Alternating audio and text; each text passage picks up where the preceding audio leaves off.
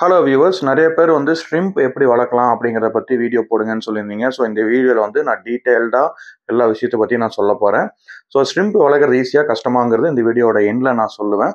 இப்போ நான் ஷேர் பண்ண போகிற டீட்டெயில்ஸ் எல்லாமே நான் ஷ்ரிம்ப் வளர்த்த எக்ஸ்பீரியன்ஸ் வச்சு மட்டும்தான் நான் சொல்ல போகிறேன். ஸோ உங்கள் எல்லாருக்குமே தெரியும், நம்ம வீட்டில் வந்து ஷ்ரிம்ப் டேங்க் இருக்குது, ஷ்ரிம்ப் வளர்த்துக்கிட்டு இருக்கோம். நம்மக்கிட்ட வந்து 2 டைம்ஸ் அவங்க ப்ரீடும் பண்ணிட்டாங்க, குட்டியும் போட்டாங்க. ஓகே, இப்போ டீட்டெயில்ஸ்குள்ளே போவோம். ஃபஸ்ட்டு வந்து டேங்க் சைஸ்.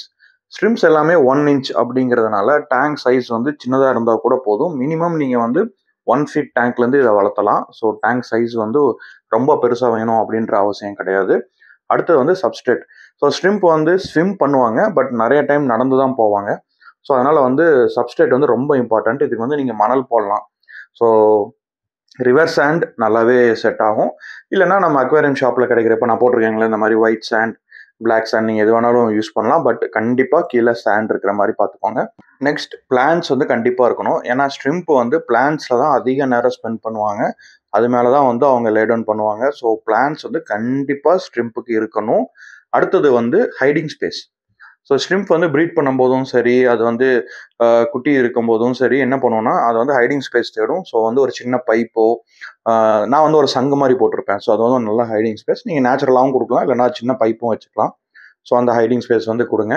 அடுத்தது ஏரேஷன் வந்து கண்டிப்பாக இருக்கணும். பட் ரொம்ப வைக்காதீங்க. வந்து நம்ம ஃபிஷ் டேங்க்லலாம் வந்து அழகாக இருக்கணும்னு சொல்லிட்டு நம்ம ஏர் பபிள்ஸ் வந்து நிறைய வர மாதிரி வைப்போம். ஸோ நீங்கள் ஏர் வந்து கொஞ்சம் ஒரு ஹாஃப் இது வச்சிங்கனாலே போதும். இப்போ நான் வச்சுருக்கேன் பாருங்கள், ரொம்ப மைல்டாக இருக்கும். ஸோ அந்த மாதிரி இருந்தாலே போதும்.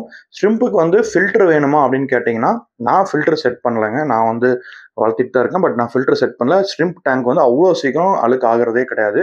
ஸோ அது டஸ்ட் ரொம்ப கம்மியாக தான் பண்ணும்.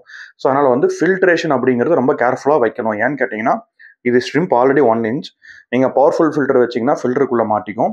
இது போடுற குட்டி வந்து பார்த்தீங்கன்னா கண்ணுக்கே தெரியாது ஃபஸ்ட்டு. ஸோ கொஞ்ச நாளைக்கு வந்து அந்த குட்டி இருக்கிறதே எங்களால் கண்டே பிடிக்க முடியல.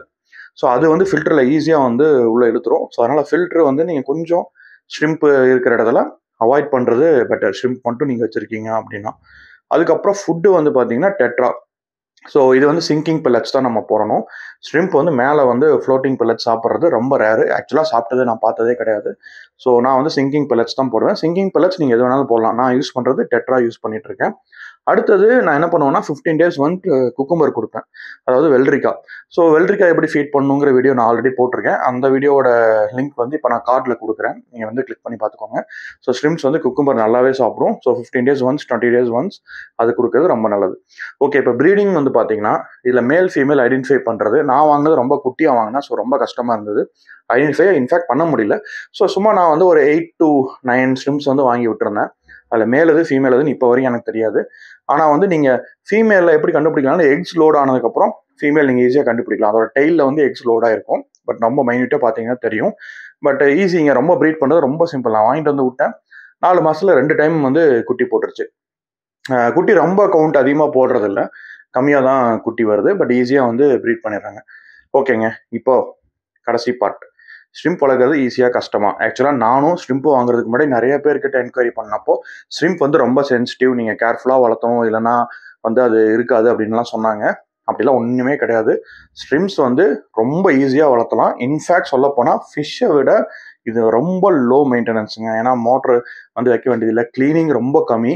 நீங்கள் வந்து எப்படி சொல்ல, 1.5 months 2 months ஒன்ஸ் நீங்கள் டேங்கை க்ளீன் பண்ணிங்கன்னா போதும். அது கிளியராகவே தான் இருக்குது. ஏன்னா அதிகமாக டஸ்ட்டு பண்ணுறதில்ல. ஸோ ஸ்ட்ரிம்ஸ் நீங்கள் வளர்க்கணும் ஆசைப்பட்டீங்கன்னா தாராளமாக நீங்கள் வாங்கி வளங்க. இது வந்து 1 inch ஸ்ட்ரிம்ஸ். ஸோ இது வந்து நீங்கள் எல்லா லோக்கல் பெட் ஷாப்லேயும் இது கிடைக்கும். இன்னொன்று நிறைய கலர்ஃபுல்லாக இருக்குது பாருங்கள். ப்ளூ ஒன்று ஸ்விம் பண்ணி போயிட்டுருக்கும். ஸோ நிறைய கலர்ஃபுல்லாக வந்து நம்ம வச்சுருக்கோம். கலர் கலராக இருக்குது, ரெட்டு, ப்ளூ, அப்புறம் வந்து லைட் எல்லோ. அப்புறம் இது வந்து தோல் உரிக்கும். ஸோ நீங்கள் பயந்துடாதீங்க. ஸ்ட்ரிம்ப் வந்து உள்ளே பார்த்தீங்கன்னா ஸ்ட்ரிம்ப் மாதிரியே ஒரு ஷேப்பில் ஸ்ட்ரிம்ப் வந்து இறந்த மாதிரி இருக்கும். ஆனால் அது வந்து இல்லை, அது வந்து தோல் உரிக்கும். ஸோ அதை பற்றி நீங்கள் வரி பண்ணிக்க வேண்டியது கிடையாது. மற்றபடி வந்து வெரி ஈஸிங்க. மெயின்டைன் பண்ணுறது ரொம்ப ஈஸி. நீங்கள் வளர்த்துறனா தாராளமாக வளர்த்தலாம். இந்த வீடியோவில் நான் சொன்ன டீட்டெயில்ஸ் மட்டும் ஃபாலோ பண்ணிங்கன்னா கண்டிப்பாக ஸ்ட்ரிம்ப் வந்து ஈஸியாகவே நீங்கள் வளர்த்தலாம். இந்த மாதிரி யூஸ்ஃபுல்லான டிப்ஸ் எல்லாம் வேணும்னா நம்ம சேனல் நீங்கள் வந்து சப்ஸ்கிரைப் பண்ணி வச்சுக்கோங்க. பெல் ஐக்கானும் கிளிக் பண்ணுங்கள். நிறைய பேர் சப்ஸ்கிரைப் பண்ணாமல் பார்க்குறீங்க. ஸோ நம்ம வீடியோ போட்டோன்னா உங்களுக்கு வந்து நோட்டிஃபிகேஷன் வராது. சப்ஸ்கிரைப் பண்ணி வீடியோ பாருங்கள். அதே மாதிரி லாஸ்ட் டைம் கிவ்வே வந்து சக்ஸஸ்ஃபுல்லாக முடிஞ்சிருச்சு. பார்ட்டிசிபேட் பண்ண எல்லாருக்குமே ரொம்ப தேங்க்ஸ். வின் பண்ண எல்லாருக்கும் கங்க்ராச்சுலேஷன்ஸ். கிஃப்ட் எல்லாம் சென்ட் பண்ணியாச்சு. எல்லாருக்குமே கிஃப்ட் போய் சேர்ந்துருச்சு. அது வந்து எல்லோரும் எனக்கு கன்ஃபார்மும் பண்ணிட்டாங்க. ஸோ அந்த மாதிரி கிவ்அவே எல்லாம் இன்னும் நம்ம சேனலில் வந்து நிறைய வரப்போகுது. ஸோ நீங்கள் வந்து கிவ்அவேல பார்ட்டிசிபேட் பண்ணணுன்னாலும் நம்ம சேனலில் வந்து சப்ஸ்கிரைப் பண்ணி வச்சுக்கோங்க. அப்போ தான் வந்து கிவ்அவே வீடியோ போட்டாலும் உங்களுக்கு நோட்டிஃபிகேஷன் வரும். Okay guys, see you next video. Bye bye.